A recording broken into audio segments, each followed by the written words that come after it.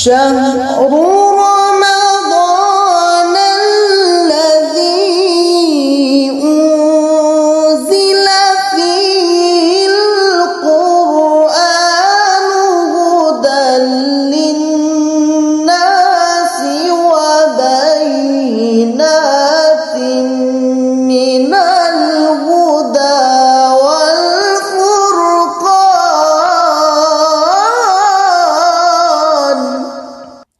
بسم اللہ الرحمن الرحیم. سیدنا کریم صلی اللہ علیہ وآلہ وسلم. اللہم علمنا بما ينفعنا وانفعنا بما علمتنا وزدنا علما برحمتک یا ارحم الراحمین. اللہم زد نورنا وزد سرورنا وزد حضورنا وزد معرفتنا وزد محبتنا وزد شوقنا وزد ذوقنا وزد علمنا وزد عملنا برحمتک یا ارحم الراحمین. معزز سامعین و ناظرین، 7 رمضان المبارک اور فیضان قرآن رمضان ٹرانسمیشن مرکزی دارالعلوم محمدیہ غوثیہ بحیرہ شریف کی میں آپ سے مخاطب ہوں، اور ایمان اور عصر حاضر کے عنوان سے ہم اس دفعہ عصر حاضر کے چند اہم سوالات اور ان کے جوابات پیش کر رہے ہیں. آج ایک بڑا اہم سوال اور ایک بڑا اہم معاملہ ہمارے سامنے ہے، اور وہ یہ ہے کہ بعض لوگ ترجیحات کے بارے میں پوچھتے ہیں کہ اسلام میں پریفرنسز کیا ہیں، ترجیحات کیا ہیں، اور کن چیزوں پہ زیادہ زور دینا چاہیے. اس حوالے سے اسلام کی کیا رہنمائی ہے. حضور نبی رحمت صلی اللہ علیہ وسلم کی حدیث ہے کہ الایمان بضع و ستون شعبہ، کہ ایمان کے 60 سے زیادہ شعبہ جات ہیں. اعلیٰ قول لا الہ الا اللہ، ان میں سے سب سے بلند جو شعبہ ہے وہ ہے لا الہ الا اللہ کہنا اور توحید کا اعلان کرنا. وَأَدْنَاهَا إِمَاطَةُ الْأَذَىٰ عَنِ الطَّرِيقِ، اور جو سب سے کم ترین شعبہ ہے وہ ہے کہ راستے سے تکلیف دہ چیز کو ہٹا دینا. والحیاء شعبۃ من الایمان، اور حیا بھی ایمان کے شعبوں میں سے ایک اہم ترین شعبہ ہے. زندگی کے مختلف امور ہیں، ان میں سے کچھ اہم ہوتے ہیں، کچھ زیادہ اہم ہوتے ہیں، کچھ کم اہم ہوتے ہیں. ان کے اندر ایک ترتیب ہے، زندگی اسی طرح آگے بڑھتی ہے. تو جس طرح زندگی کے اندر مختلف درجات ہیں، کاموں کے مختلف درجے اور رتبے ہیں، اسی طرح دین کے معاملات میں بھی جو احکامات اور قضایا ہیں ان میں سے کچھ بہت اہم ہیں اور کچھ ان سے کم اہم ہیں، کچھ اس سے کم ہیں. تو یہ ایک ترتیب ہے جس کو سمجھ لینے سے دین پر عمل کرنا بھی آسان ہوتا ہے اور زندگی گزارنا بھی آسان ہوتا ہے. ہمارے ہاں یہ مسئلہ ہے کہ دین کے کچھ جوہری قضایا اور مسائل ہیں اور کچھ دین کے فروعی معاملات ہیں.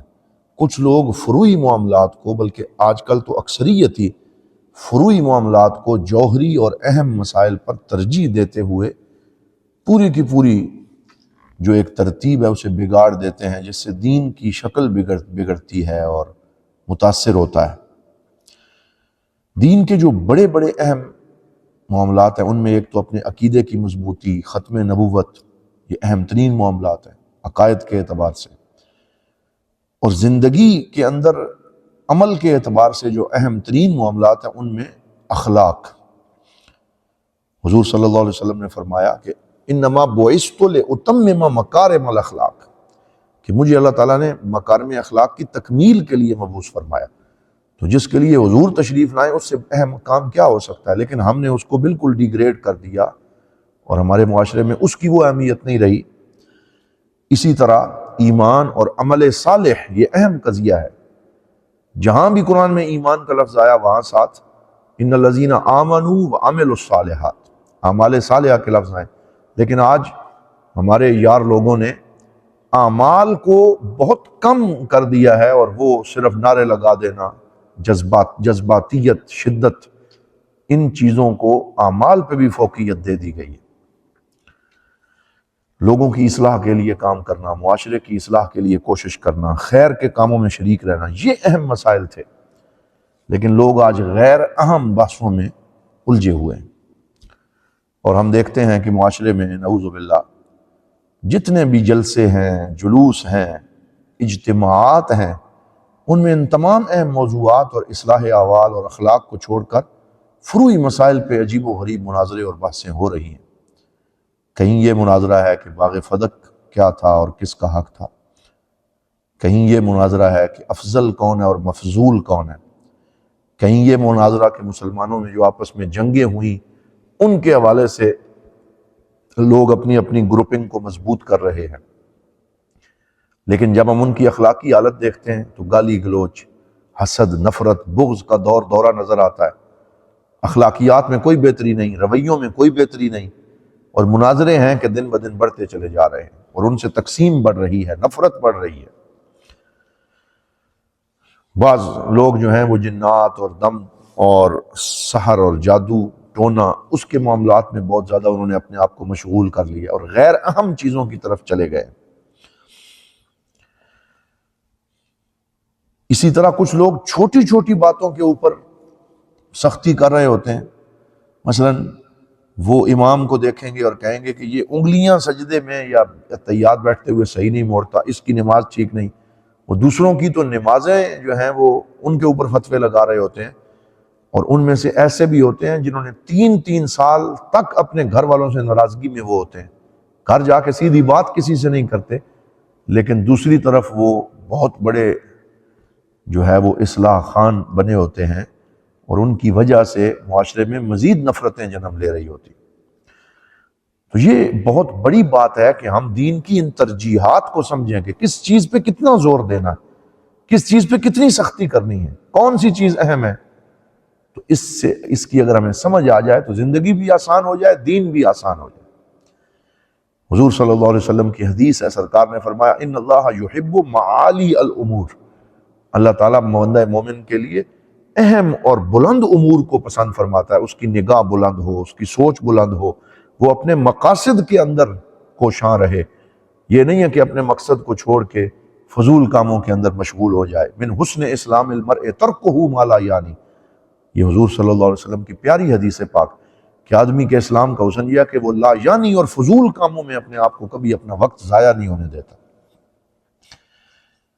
تو جوہری مسائل پہ زیادہ توجہ کی ضرورت ہے۔ تعایش بین البشر، لوگوں میں احترام باہمی، سیلف ریسپیکٹ، پرامن طریقے سے رہنا، اخلاقیات کو فروغ دینا، یہ وہ امور ہیں جن پہ توجہ دینے کی ضرورت ہے۔ پھر اسلام میں ہائرارکی ہے، ایک ترتیب ہے، اور اس ہائرارکی سے مراد یہ ہے کہ اسلام میں ارکان اسلام، پھر اس کے بعد فرائض، پھر واجبات، پھر سنتیں، پھر مستحبات، پھر اس کے بعد مباحات، پھر اس کے بعد دیگر امور آتے ہیں، جائز امور آتے ہیں۔ اس کے بعد جو گناہ ہیں، گناہ میں بھی ہائرارکی ہے، کچھ گناہ کبیرہ ہیں، کچھ گناہ صغیرہ ہے۔ کبیرہ جو ہیں ان سے زیادہ بچنے کی ضرورت ہے، صغائر سے بھی اجتناب ہونا چاہیے، لیکن ان کی اتنی اہمیت نہیں جتنی کبائر سے بچنے کی اہمیت ہے۔ تو ہر چیز میں آپ کو ایک ترتیب نظر آئے گی۔ اسلام اور دین حسن ترتیب کا نام ہے، اور اس ترتیب کو سمجھ کے زندگی گزارنے کا نام ہے۔ ابھی جو حدیث ہم نے شروع میں پڑھی کہ حیا ایمان کے بھی شعبے ہیں، درجات ہیں، درجات بعضھا فوق بعض، اس میں عقائد اور لا الہ الا اللہ محمد رسول اللہ بلند ترین درجہ ہے۔ پھر راستے سے تکلیف دہ چیز ہٹانا، اس کا تعلق بھی اخلاقیات سے۔ پھر حضور نے فرمایا حیا ایمان کا شعبہ ہے، تو حیا کو ہی کیوں ذکر کیا؟ 60 سے زیادہ شعبوں میں سے صرف حیا کو کیوں ذکر کیا؟ کیونکہ حیا کا تعلق اخلاق کے ساتھ ہے، یہ اخلاقیات سے جڑا ہوا معاملہ ہے۔ کیونکہ جس بندے میں شرم اور حیا ہوگی اس کا اخلاق اچھا ہوگا، ڈیلنگ لوگوں سے اس کی اچھی ہوگی، وہ لوگوں سے اچھے طریقے سے پیش آئے گا۔ تو حضور نے 60 سے زیادہ دین کے شعبہ جات میں سے الگ اگر کسی کو ذکر کیا تو وہ حیا کو ذکر کیا۔ آج یہی حیا ہے جس کا فقدان معاشرے میں نظر آتا ہے، اور 4 لفظ جن کو یاد ہیں وہ میڈیا کی سکرین پہ بیٹھ کے بزرگان دین کی توہین کرتے نظر آتے ہیں، اولیاء کرام پہ پھپتیاں کستے نظر آتے ہیں۔ شرم اور حیا ان کے اندر ہمیں نظر نہیں آتا، آداب ختم ہوتے چلے جا رہے ہیں۔ آپ یہ دیکھیں کہ تسبیح جو کرنی ہوتی ہے، اس تسبیح کے اندر بھی ایک ترتیب ہے کہ یہ تسبیح کرو، اس کا ثواب ہے، استغفار کرو، اس کا ثواب ہے، لیکن ساتھ ہی فرمایا کہ ایک سید الاستغفار بھی ہے، یعنی استغفار میں بھی اس کی سردار ایک ورد ہے، یہ ورد زیادہ کیا کرو۔ تو تسبیحات کے اندر بھی ترتیب رکھی کہ یہ زیادہ اہم تسبیح ہے، اور وہ سید الاستغفار ہے۔ اللہم انت ربی لا الہ الا انت خلقتنی وانا عبدک وانا علی عہدک ووعدک ما استطعت اعوذ بک من شر ما صنعت ابوء لک بنعمتک علی وابوء بذنبی فاغفر لی فانہ لا یغفر الذنوب الا انت۔ یہ سید الاستغفار ہے۔ فرمایا جو صبح پڑھ لے شام تک اگر اس کا وصال ہو جائے بخشا ہوا ہے، اگر شام کو پڑھ لے صبح تک وصال ہو جائے بخشا ہوا ہے۔ کتنے حسین طریقے سے حضور صلی اللہ علیہ وسلم نے ترجیحات کو بیان فرمایا۔ ایک حدیث حضرت سیدنا معاذ بن جبل سے حضور کی گفتگو ہے، جس میں مختلف چیزوں کو حضور صلی اللہ علیہ وسلم بیان فرماتے چلے گئے کہ روزہ ڈھال ہے اور نماز کی یہ اہمیت ہے اور فلاں دین کا کام جو ہے وہ اچھا ہے۔ مختلف چیزیں بیان کرنے کے بعد حضور نے فرمایا یہ ہے ترجیحات کی بات کہ الا ادلک علی راس الامر وعمودہ وذروۃ صنامہ، کہ کیا میں تمہیں اسلام کے اصل بنیاد کے بارے میں بتاؤں اور اسلام کے ستون کے بارے میں بتاؤں اور اسلام کی کوہان اور چوٹی کے بارے میں بتاؤں، یعنی جو سب سے بلند چیز ہے وہ بتاؤں؟ انہوں نے عرض کیا یا رسول اللہ کرم نوازی فرمائیں، بتائیں۔ تو حضور نے فرمایا کہ رأس الامر الاسلام، اصل جڑ جو ہے وہ اسلام ہے، وعمودہ الصلاۃ، اور اس کا ستون پلر نماز ہے، وذروۃ صنامہ الجہاد، اور اس کی چوٹی جہاد ہے۔ تو یہ ترتیب اولویات اور پریفرنسز کا تعین ہے جس پہ حضور صلی اللہ علیہ وسلم نے خوبصورت رہنمائی فرمائی۔ کچھ لوگ یہ کہہ رہے ہوتے ہیں جی میں اپنے چچا سے نہیں بولتا، میں فلاں خالہ اور ماموں سے ناراض ہوں کیونکہ انہوں نے ہمارے ساتھ برے لفظ بولے ہیں، یہ بات کر دی۔ لیکن دوسری طرف انہیں یہ نہیں سمجھ آتی کہ یہ ناراضگی اہم نہیں ہے بلکہ صلہ رحمی اہم ہے، اور صلہ رحمی پر زیادہ اللہ راضی ہوتا ہے، اللہ کا رسول راضی ہوتا ہے۔ وہ ایک چھوٹی سی بات پہ صلہ رحمی کو چھوڑ کے ناراضگی کو ہی اصل بنا دیتے ہیں، اور پھر وہ ظلمت کی گہرائیوں میں گرتے چلے جاتے ہیں۔ اسی طرح بعض لوگوں کو اس ترتیب کی سمجھ نہیں آتی کہ وہ غیر اہم چیزوں کو زندگی پہ حاوی کر بیٹھتے ہیں، نوافل کو فرائض پہ ترجیح دے ڈالتے ہیں، اور ان کے نزدیک نوافل اور دیگر غیر اہم چیزیں اتنی اہم ہو جاتی ہیں کہ ان کی وجہ سے وہ نماز چھوڑ دیتے ہیں، فرائض چھوڑ دیتے ہیں۔ بعض لوگ قوالی اور سخن کی محافل کے اوپر قرآن کی محافل جو ہے نعوذ باللہ ان سے دور ہو جاتے ہیں۔ تو جس آدمی کی زندگی میں بھی ترتیب نہ رہے اور اس کی ترتیب گڑ مڈ ہو جائے اور وہ غیر اہم چیزوں کی طرف چلا جائے تو یہ سمجھیں کہ وہ اللہ تعالیٰ کی رحمت سے دور جا رہا ہے۔ اسی لیے علامہ ابن جوزی نے تلبیس ابلیس اپنی جو کتاب ہے اس میں بیان فرمایا کہ شیطان انسان پہ جو حملے کرتا ہے وہ بھی مختلف نوعیت کے ہوتے ہیں۔ ایک سب سے سخت حملہ ہوتا ہے، پھر اس سے کم، پھر اس سے کم، لیکن وہ کہیں نہ کہیں ضرور انسان کو اپنے قابو میں کرنے کی کوشش کرتا ہے۔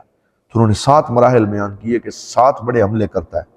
سب سے پہلا حملہ شیطان یہ کرتا ہے کہ وہ اس کے اوپر کفر کا وار کرتا ہے کہ یہ کافر ہو جائے، یہ کوئی ایسا جملہ کہہ دے کہ اسلام سے ہی نکل جائے۔ یہ شیطان کی سب سے پہلی پیرالٹی اور ترجیح یہ ہوتی۔ تو ہماری ترجیح یہ ہونی چاہیے سب سے پہلی کہ ہم اپنے ایمان اور عقیدے کو مضبوط رکھیں، توحید اور رسالت اور ایمان بالآخرت، اور یہ جو مرکزی پلرز ہیں عقیدے کے، ختم نبوت، ان پہ ہم کوئی آنچ نہ آنے دیں تاکہ کم از کم شیطان ہمیں کافر نہ بنا سکے اور اللہ تعالیٰ ہمیں ایمان کی دولت نصیب رکھے۔ یہ اس کا پہلا حملہ ہوتا ہے، اور اللہ کے فضل سے جو اس حملے سے بچ جائے تو پھر دوسرا حملہ یہ کرتا ہے کہ چلو دین کے اصولوں میں کچھ تغیر و تبدل کر دو۔ نمازیں 4 ہیں، تم کہو 2 ہیں، نعوذ باللہ جمعہ جو ہے وہ جمعے کے بجائے کسی اور دن پڑھنے کی بات کرو، یا جمعہ جو ہے وہ مرد کے بجائے عورت پڑھا لے، تم اس کی بات کر لو۔ تو دین کے جوہری مسائل میں تغیر و تبدل کروانے کی کوشش پھر وہ کرتا ہے کہ چلو یہاں پھنس جائے، اور جو یہاں بھی اس کے قابو میں نہ آئے اور اس پہ اللہ کا فضل ہو تو پھر وہ تیسرا حملہ یہ کرتا ہے، وہ کہتا ہے چلو یہ کافر بھی نہیں ہوا، اس نے اصول دین کو بھی تبدیل نہیں کیا، چلو اب اسے کبائر میں لگا دو۔ تو وہ کبیرہ گناہوں پہ اس کو لگانے کی کوشش کرتا ہے کہ اگر یہ کبیرہ گناہ کرے گا تو وہ بھی تقریباً بہت زیادہ لادینیت کی طرف تو لے ہی جاتے ہیں۔ تو کبیرہ گناہوں سے پھر بندہ جب توبہ استغفار کے ذریعے بچتا ہے، اللہ کی پناہ میں آتا ہے، ذکر کرتا ہے، توبہ کرتا رہتا ہے، اور خاص طور پہ رمضان کے ان دنوں کو غنیمت جانتا ہے، راتوں کو اٹھ کے اللہ تعالیٰ کی بارگاہ میں اپنے گناہوں سے تائب ہوتا ہے، تو اللہ تعالیٰ اس کے کبیرہ گناہ بھی معاف کر دیتا ہے، صغیرہ بھی معاف کر دیتا ہے۔ تو جو آدمی کبائر سے بچ جائے پھر اسے صغائر میں پھنساتا ہے، اور صغائر میں ایسے پھنساتا ہے کہ صغیرہ گناہوں پہ اصرار کرواتا ہے۔ ایک دفعہ صغیرہ ہو جائے اس کا اتنا گناہ نہیں، لیکن ایک ہی صغیرہ گناہ پہ اصرار کیا جائے تو وہ کبیرہ تک لے جاتا ہے، تو یہ بھی شیطان کا حملہ ہوتا ہے۔ اور جو یہاں بھی اس کے قابو میں نہ آئے تو پھر پانچواں حملہ وہ یہ کرتا ہے، وہ کہتا ہے دئیے وقت تک، تو کہ تو اپنے وقت کو ضائع کر، اپنے وقت کو سپائل کر، ختم کر۔ تو وہ اس کو ایسے کاموں میں لگاتا ہے کہ فضول کاموں میں اس کا وقت برباد ہوتا رہے، وقت کی حفاظت ختم ہو جاتی، نیکیاں نہیں کما سکتا۔ موبائل کا زیادہ استعمال، میچ دیکھتے رہنا، میچ دیکھنا تو کئی دن میچ ہی دیکھتے رہنا، فلمیں دیکھنا تو وہی دیکھتے رہنا، گپ شپ میں اتنا مشغول ہونا کہ نیکیوں کے لیے کوئی وقت ہی باقی نہ بچے، کوئی مفید کام زندگی میں باقی نہ رہے۔ فیس بک، ٹویٹر اور یہ چیزیں اتنا جکڑ لیں کہ انسان کے لیے کوئی خیر کا وقت ہی باقی نہ رہے، یہ بھی شیطان کا حملہ ہوتا ہے کہ چلو یہ باقی کسی مورچے پہ تو قابو نہیں آیا، اسے یہاں پکڑ لو کہ کم از کم یہ نیکی نہ کر سکے، وہاں پہ حملہ ہوتا ہے۔ اور جو اس سے بھی بچ جائے اور اپنے وقت کو مفید بنا لے تو پھر اس کو اصل کام سے ہٹا کے کم اہمیت والے کاموں میں لگاتا ہے کہ چلو اگر یہ زیادہ بڑی نیکی نہ کر سکے تو کم اہمیت والے کاموں کی طرف اس کو رغبت دلاتا ہے۔ تو یہاں بھی ترتیب کو سمجھ کر زیادہ اہم کام جو ہیں ان کو پہلے جو بندہ کر لے اور اپنے وقت کو منظم کر لے تو وہ شیطان کی اس چال سے بھی بچ جاتا ہے۔ پھر ایک ساتواں اور آخری حملہ اس کا یہ ہوتا ہے کہ وہ لوگوں کی طرف سے اذیت میں مبتلا کر کے انسان کے دل میں حسد اور بغض کے جذبات پیدا کرتا ہے، اور اس کی رقم اور دولت کا اسے زوم دلا کر اس کو بہکاتا ہے کہ تو بڑا امیر ہے، تو بڑا غنی ہے۔ تو وہاں بھی پھر بچنے کا طریقہ یہی ہے کہ انسان صبر کرے اور خیر اور نیکی کے کاموں میں اپنی دولت کو صرف کرتا رہے، تو پھر وہ ہر مورچے پر شیطان کے حملوں سے بچ کے اللہ کے فضل سے آگے ہی بڑھتا چلا جاتا ہے۔ تو یہ فرق سمجھنے کی ضرورت ہے کہ انسان اولیات اور اولویات اور پریفرنسز اور ترجیحات کو سمجھے، اس کے لیے قرآن و سنت پہ نظر ہو، اساتذہ کرام سے مشورہ کرتا رہے، دین کے اندر محنت کرتا رہے، پھر جا کے یہ کرم اس کے اوپر ہوتا ہے۔ حضور صلی اللہ علیہ وسلم کی سیرت میں بہت دفعہ ہمیں ان اولویات کا رنگ نظر آتا ہے۔ سیدہ عائشہ صدیقہ فرماتی ہیں کہ جب بھی حضور صلی اللہ علیہ وآلہ وسلم کو دو کاموں میں سے اختیار دیا گیا کہ یہ کر لیں یا یہ، تو آپ نے ایسر جو آسان ترین تھا اسے منتخب فرمایا۔ اخف الضررین کا قاعدہ ہے کہ اگر دو ضرر تمہارے سامنے آ جائیں اور تم ان میں سے بچ نہ سکو، کوئی ایک تو ضرور جو ہے اس میں تم مبتلا ہو جاؤ اور کوئی آپشن ہی نہ ہو، تو جو ان میں سے اخف الضررین ہو یعنی جو کم نقصان والا ہو ادھر جاؤ، زیادہ نقصان والے کی طرف نہ جاؤ۔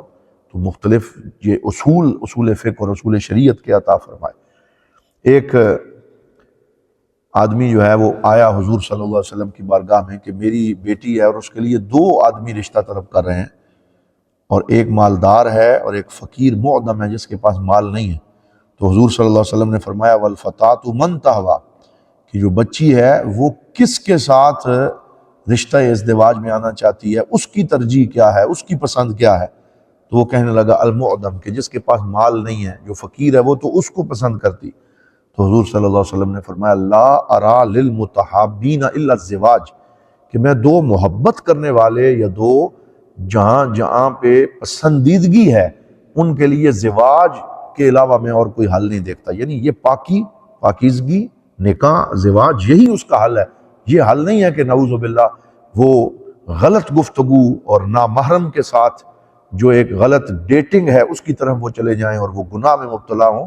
اس سے سختی سے بچنے کا، اپنی نگاہ کو پاک رکھنے کا، عفت کا، پاک دامنی کا درس دیا، اور یہاں بھی ترجیحات سکھائیں کہ تم دیکھو کہ تمہیں دین کس طرف بلاتا ہے، تم اس کی طرف جانے کی کوشش کرو۔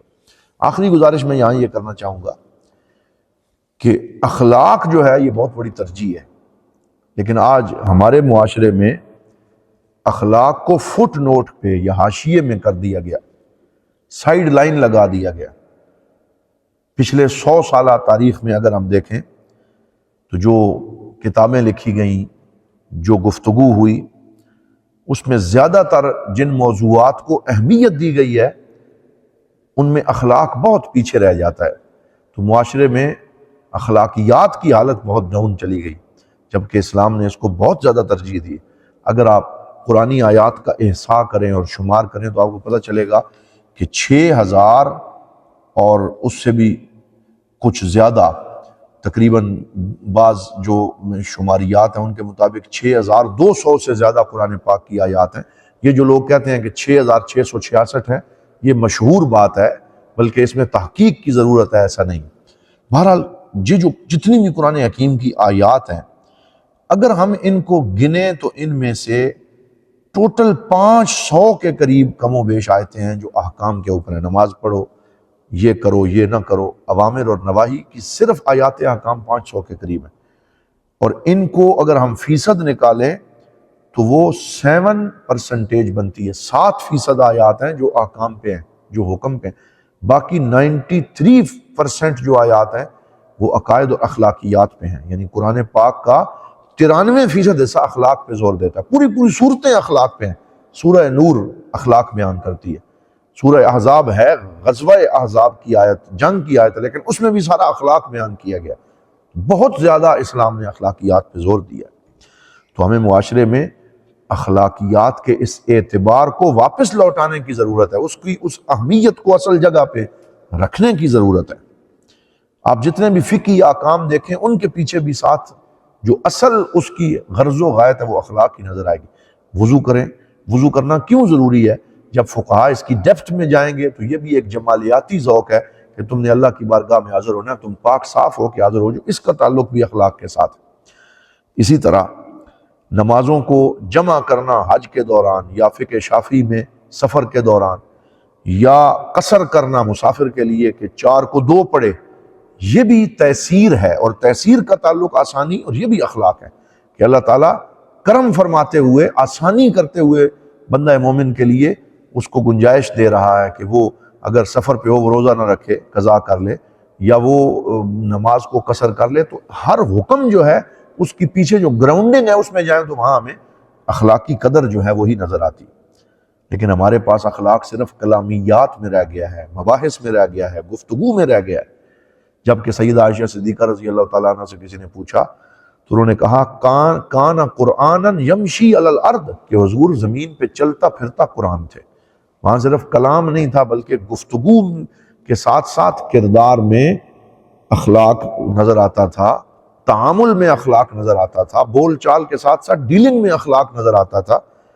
تو ہمیں بھی اخلاقیات کی اس تصویر کو زندہ کرنے کی ضرورت ہے۔ ملائیشیا کا ایک حاجی، اس کی داستان بڑی مشہور ہوئی کہ وہ حج کر کے ملائیشیا پہنچا۔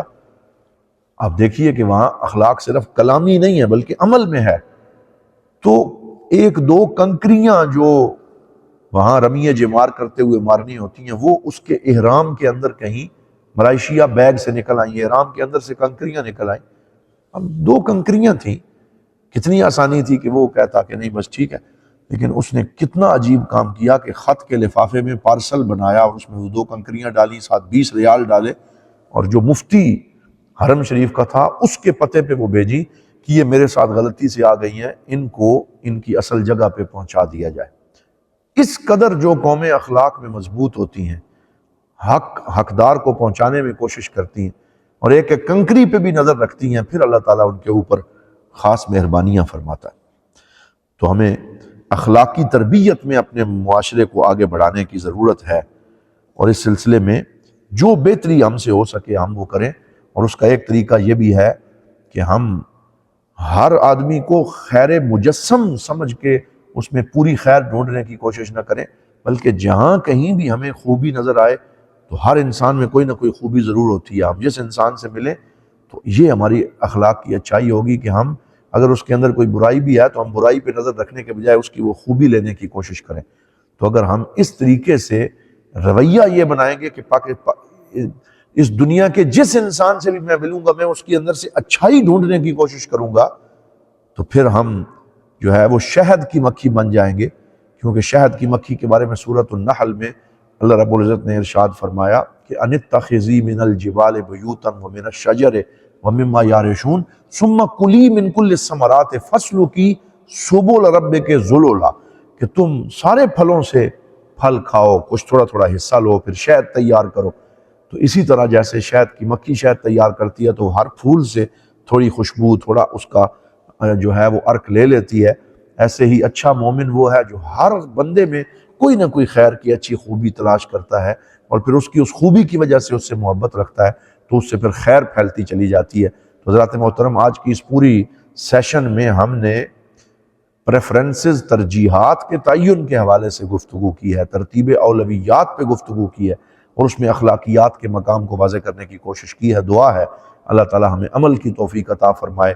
رمضان المبارک کے اس پاک دن میں ہم یہ دعا کرتے ہیں کہ اللہ تعالی اس عشرہ رحمت کی برکات ہمیں نصیب فرمائے، ہماری اولاد، ہماری نسلوں پہ بھی رحمت فرمائے، اور ہم جھوٹوں کو سچا کر دے، اور ہم بدوں کو نیک کر دے، اور ہماری جبینوں کو سجدے کا نور عطا فرما دے، اور ہماری آنکھوں کو رونے کی توفیق عطا فرما دے، اور ہمیں رات کی تنہائی میں ذکر کرنے والی زبان دے دے، شکر کرنے والی زبان اور دل عطا کر دے۔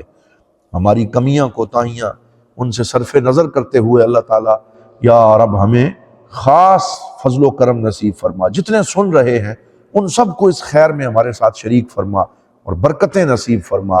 اللہ کریم حامی و ناصر ہو۔ والسلام علیکم ورحمۃ اللہ وبرکاتہ۔